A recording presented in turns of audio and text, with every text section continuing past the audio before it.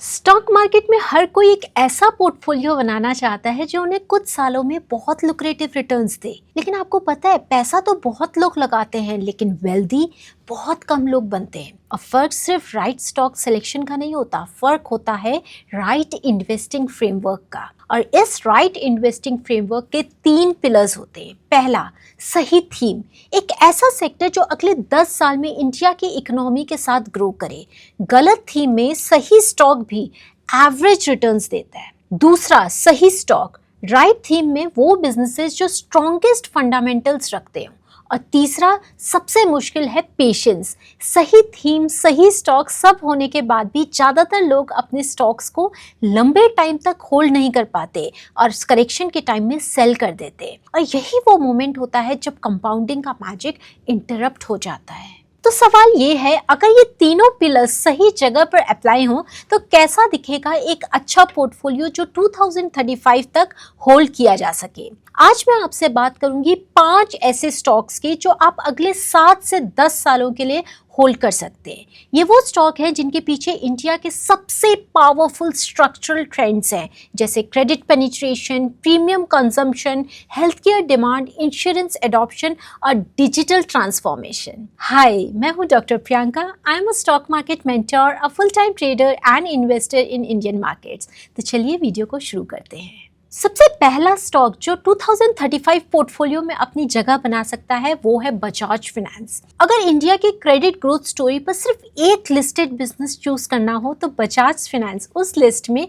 सबसे ऊपर हो सकता है। इसके पीछे का रीजन समझना इंपॉर्टेंट है, तो सबसे पहले इस थीम का अंडरलाइंग मीनिंग समझते हैं। देखिए, जब कोई इकोनॉमी डेवलप करती है तो लोगों की इनकम बढ़ती है, लेकिन इंटरेस्टिंगली सिर्फ इनकम नहीं बढ़ती, क्रेडिट यूसेज भी बढ़ता है। लोग घर खरीदते हैं, व्हीकल्स खरीदते हैं, बिजनेसेस एक्सपैंड करते हैं, कंज्यूमर ड्यूरेबल्स परचेज करते हैं और फिनेंशियल प्रोडक्ट्स का यूज भी इंक्रीज करते हैं। डेवलप्ड इकोनॉमीज के कंपैरिजन में इंडिया में क्रेडिट पेनिट्रेशन अभी भी रिलेटिवली काफ़ी लो है। इसका मतलब यह है कि ग्रोथ का रनवे अभी काफ़ी लंबा हो सकता है। इसी अपॉर्चुनिटी पर बजाज फाइनेंस ने अपने बिजनेस को बिल्ड किया है। बहुत लोग बजाज फाइनेंस को सिर्फ एक लेंडिंग कंपनी समझते हैं, लेकिन मेरे हिसाब से कंपनी की असली स्ट्रेंथ लेंडिंग नहीं, डिस्ट्रीब्यूशन है। आज कंपनी के पास 10 करोड़ से ज़्यादा कस्टमर रिलेशनशिप्स हैं और assets under management 4 lakh crore के ऊपर पहुंच चुका है। ये नंबर सिर्फ स्केल नहीं दिखाते, ये ट्रस्ट और डिस्ट्रीब्यूशन पावर दिखाते हैं। जब एक कस्टमर पहली बार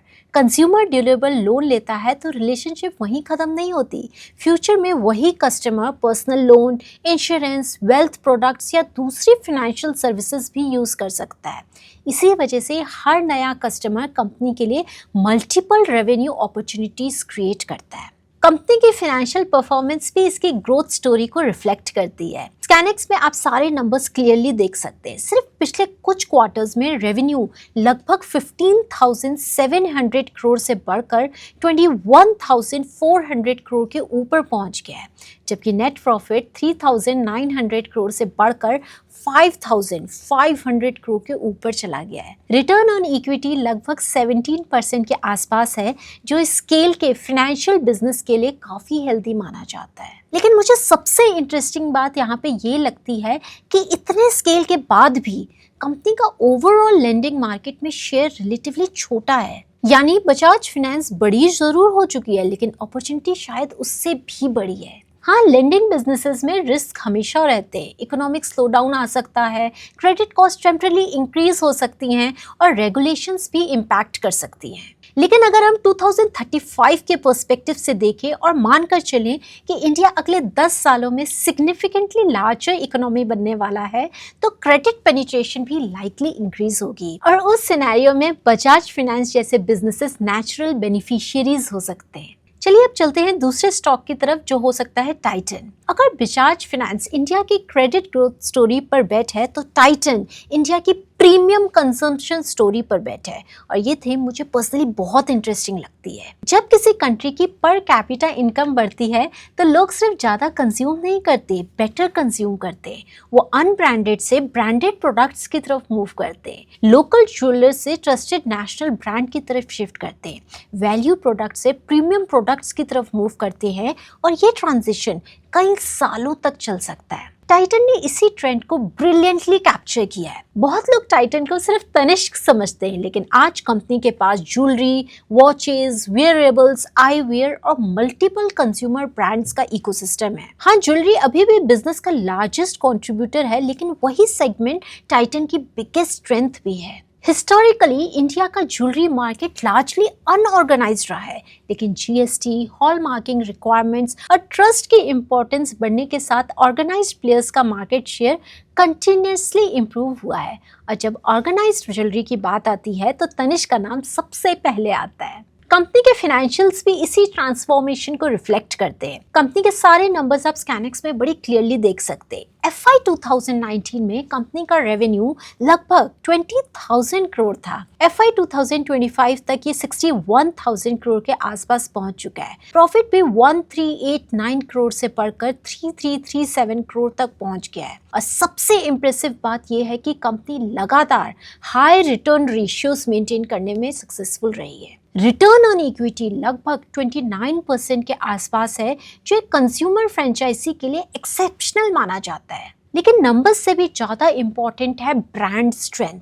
अगर आप किसी को पूछे कि शादी की ज्वेलरी परचेज के लिए ट्रस्टेड नेशनल ब्रांड कौन सा है, तो बहुत लोग प्रोबेबली तनिष्क का ही नाम लेंगे। और कंज्यूमर बिजनेसेस में ट्रस्ट एक बहुत पावरफुल मोट होता है। एक बार ब्रांड डिकेड्स तक बिल्ड हो जाए तो उसे रेप्लिकेट करना कॉम्पिटिटर्स के लिए आसान नहीं होता। टाइटन में एक और खास बात है, ये कंपनी सिर्फ करंट डिमांड पर डिपेंडेंट नहीं है, ये इंडिया की लॉन्ग टर्म प्रीमियम जर्नी का बेनिफिशियरी है। जैसे जैसे इनकम लेवल्स बढ़ेंगे, ब्रांडेड ज्वेलरी और लाइफस्टाइल प्रोडक्ट्स का मार्केट भी एक्सपैंड हो सकता है। Obviously gold prices, consumption cycle तो शॉर्ट टर्म स्लोडाउन्स इम्पैक्ट कर सकते हैं, लेकिन अगर आप 2035 के लेंस से देखें तो टाइटन एक ऐसा बिजनेस लगता है जो आज से सिग्निफिकेंटली लार्ज स्केल पर ऑपरेट कर सकता है। इसी वजह से टाइटन को मैंने 2035 के पोर्टफोलियो स्टॉक्स में एक हाई पोजीशन दी है। अब चलते हैं अपने थर्ड स्टॉक की तरफ, जो है रिलायंस इंडस्ट्रीज।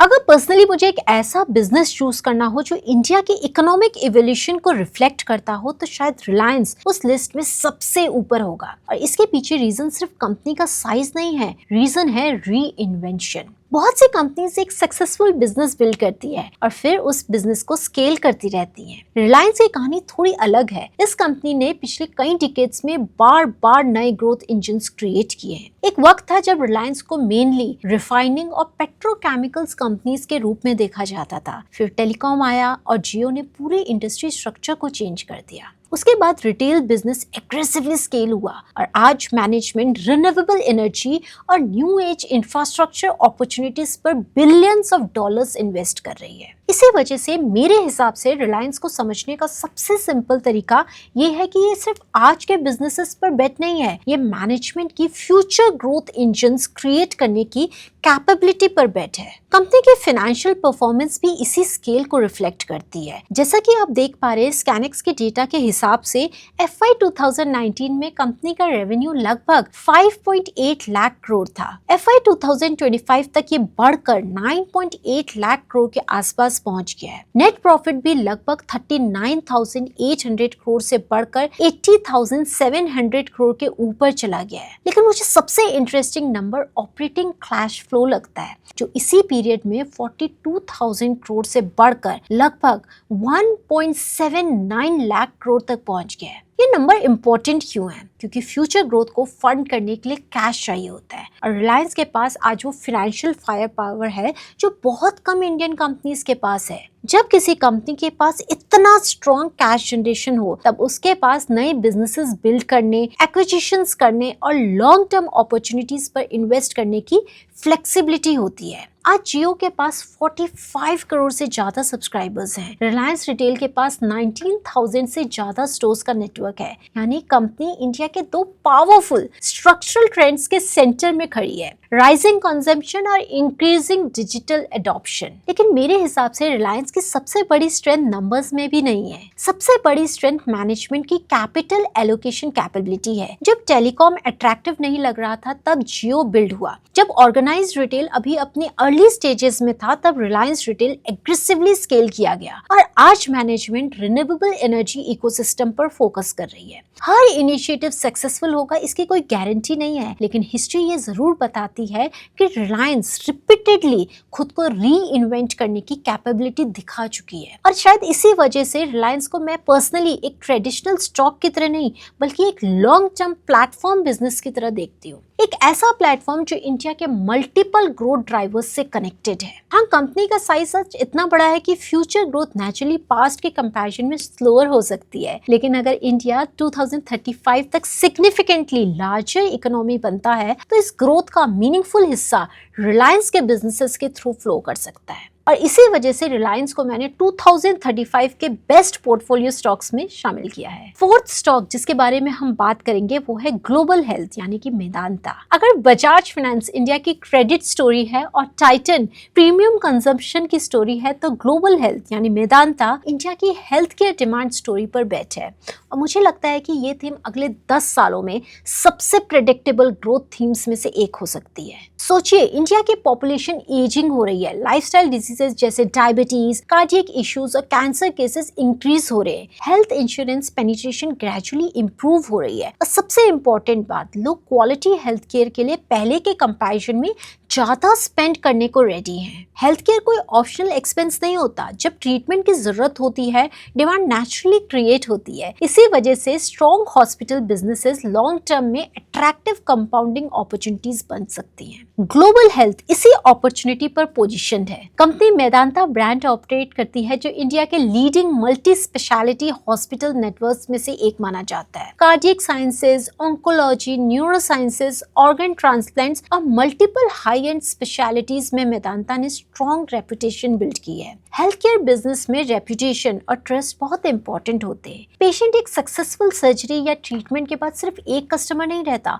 वो फ्यूचर रेफरल्स भी क्रिएट करता है। कंपनी के नंबर्स यानी फाइनेंशियल भी बिजनेस क्वालिटी को सपोर्ट करते हैं। स्कैनिक्स में जैसा कि आप देख पा रहे हैं FY 2021 में कंपनी का रेवेन्यू लगभग 1478 करोड़ था। FY 2025 तक ये 3771 करोड़ तक पहुंच गया। प्रॉफिट इसी पीरियड में सिर्फ 29 करोड़ से बढ़कर 481 करोड़ हो गया। और शायद सबसे इम्प्रेसिव चीज ऑपरेटिंग मार्जिन्स है जो लगभग 13% से बढ़कर 24% तक पहुंच गए हैं। एबिटा भी 223 करोड़ से बढ़कर 956 करोड़ तक ग्रो हुआ है। ये नंबर्स एक इम्पोर्टेंट चीज बताते हैं, कंपनी सिर्फ ज्यादा पेशेंट्स ट्रीट नहीं कर रही, स्केल के साथ प्रॉफिटेबिलिटी भी इम्प्रूव कर रही है। हेल्थ केयर सेक्टर में नए हॉस्पिटल्स बिल्ड करना इजी नहीं होता। लैंड, अप्रूवल्स, डॉक्टर्स, इंफ्रास्ट्रक्चर और ब्रांड क्रेडिबिलिटी सब कुछ टाइम लेता है। इसी वजह से एस्टैब्लिश्ड हॉस्पिटल चेन्स को नेचुरली एंट्री बैरियर्स का फायदा मिलता है। अगर इंडिया की हेल्थ केयर स्पेंडिंग अगले 10 सालों में GDP ग्रोथ से भी फास्टर पेस पर ग्रो करती है तो मेदांता जैसे बिजनेसेस उस ट्रेंड के डायरेक्ट बेनिफिशियरीज हो सकते हैं। इसी वजह से इस स्टॉक को मैंने अपने 2035 के पोर्टफोलियो में खास जगह दी है। चलिए अब चलते हैं अपने नेक्स्ट स्टॉक की तरफ जो इस लिस्ट का सबसे इंटरेस्टिंग और हाईएस्ट रिस्क कैंडिडेट हो सकता है। पहले थोड़ा कॉन्टेक्स्ट समझते हैं। अगर आप 15 साल पहले किसी से पूछते कि इंश्योरेंस ऑनलाइन खरीदा जाएगा तो शायद बहुत कम लोग उस बात पर बिलीव करते, लेकिन आज पॉलिसी बाजार और पैसा बाजार जैसे प्लेटफॉर्म्स ने फाइनेंशियल प्रोडक्ट डिस्ट्रीब्यूशन को कंप्लीटली ट्रांसफॉर्म कर दिया है। और मुझे लगता है कि यहाँ अपॉर्चुनिटी अभी भी खत्म नहीं हुई है। इंडिया में इंश्योरेंस पेनिट्रेशन अभी भी डेवलप्ड मार्केट के कंपैरिजन में काफी लो है। हेल्थ इंश्योरेंस, लाइफ इंश्योरेंस और फाइनेंशियल प्रोटेक्शन प्रोडक्ट्स का एडॉप्शन ग्रेजुअली इंक्रीज हो रहा है। जैसे जैसे इनकम्स बढ़ेंगे और फाइनेंशियल अवेयरनेस इंप्रूव होगी, इंश्योरेंस कैटेगरी भी नेचुरली एक्सपैंड हो सकती है। पीपी फिनटेक इसी स्ट्रक्चरल ट्रेंड पर पोजीशन है। कंपनी खुद इंश्योरेंस मैन्युफैक्चर नहीं करती, ये कंज्यूमर्स और इंश्योरेंस प्रोवाइडर्स के बीच एक मार्केट प्लेस क्रिएट करती है। जब कस्टमर मल्टीपल पॉलिसीज कंपेयर करता है और इन्फॉर्म्ड डिसीजन लेता है तो प्लेटफॉर्म को बेनिफिट मिलता है। यही मॉडल बिजनेस को एसेट लाइट और स्केलेबल बनाता है। फाइनेंशियल जर्नी भी स्टॉक वाकई काफी इंटरेस्टिंग रही है। FY 2019 में कंपनी का रेवेन्यू लगभग 529 करोड़ था।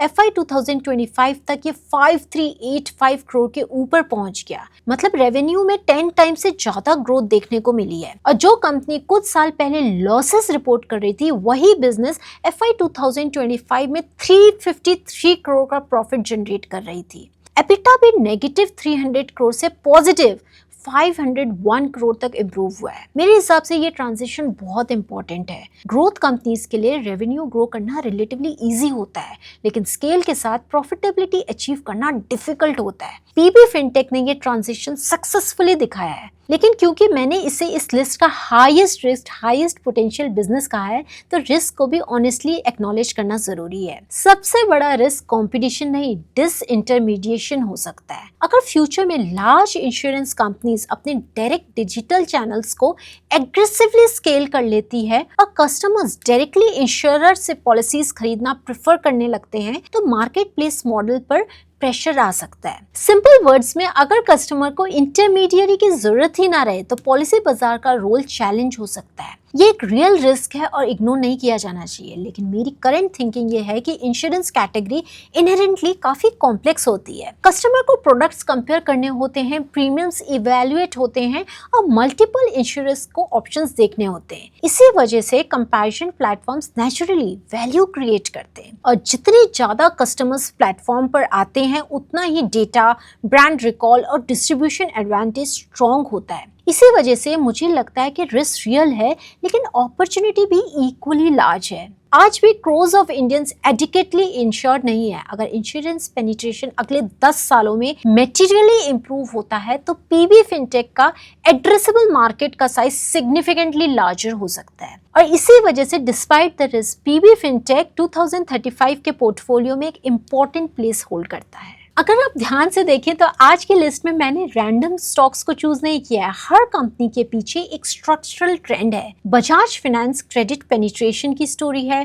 टाइटन प्रीमियम कंजम्पशन की स्टोरी है, रिलायंस री इन्वेंशन और इंडिया की इवॉल्विंग इकोनॉमी की स्टोरी है, ग्लोबल हेल्थ केयर डिमांड की स्टोरी है और पीबी फिनटेक इंश्योरेंस पेनिट्रेशन की स्टोरी है। हो सकता है 2035 तक इन 5 कंपनीज में से कुछ एक्स्ट्राऑर्डिनरी परफॉर्म करें और कुछ एवरेज निकले, लेकिन मेरा फोकस प्रोडक्शन पर नहीं है। मेरा फोकस ऐसे बिजनेसेस ढूंढने पर है जो अगले 10 सालों में आज से सिग्निफिकेंटली लार्जर बन सकते हैं। और शायद लॉन्ग टर्म इन्वेस्टिंग का सबसे इंपॉर्टेंट लेसन भी यही है। वेल्थ क्रिएशन का सीक्रेट सिर्फ स्टॉक ढूंढना नहीं होता, कई बार सीक्रेट होता है क्वालिटी बिजनेसेस के साथ इतना लंबा वक्त बिताना कि कंपाउंडिंग को अपना काम करने का मौका मिल जाए।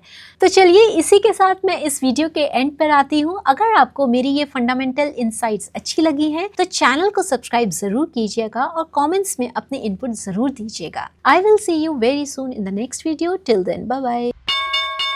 Investments in the securities market are subject to market risk. Read all the related documents carefully before investing.